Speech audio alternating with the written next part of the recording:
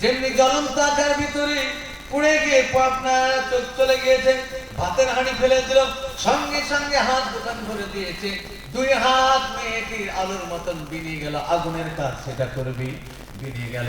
মহিলাটি বাচ্চা ছেলেটিকে নিয়ে টুকরে টুকরে কাঁদছে। মাহবুদাল্লাহ গো রব্বুল আলামিন, আপনি তো বলেছিলেন যে আমার ইবাদত করবে আমি তাকে ভালোবাসবো, যে আমাকে রক্ষা করবে আমি তাকে রক্ষা করব।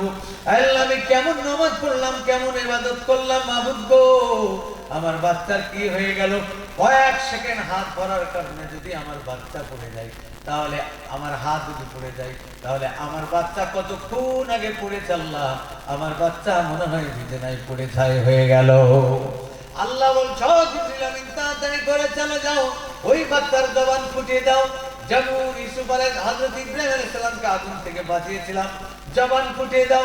বাচ্চা ছেলেটির জবান ফুটিয়ে গেল। বাচ্চা ছেলেটি বলছে, মা জনম দুঃখিনী মা গো, তুমি কেঁদো না, কেঁদো না, তুমি কাঁদলে পারে আল্লাহর আরশ কেঁপে যায় মা গো, তুমি কেঁদো না, কেঁদো না। আল্লাহর কসম করে বলছি, তাকে দেখো মা গো, একটা গায়ে লোম পশম পর্যন্ত একটাও পড়ে নাই। ধরে বলেন সুবহানাল্লাহ। কে রক্ষা করেছিল?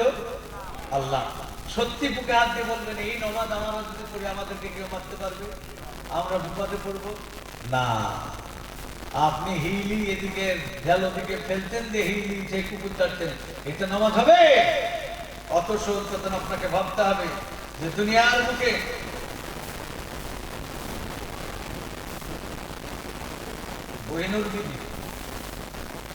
কোহিনুর বিবি তিনি বলছেন আমি 500 টাকা দিলাম। কোহিনুর, মাশাআল্লাহ, কোহিনুর বিবি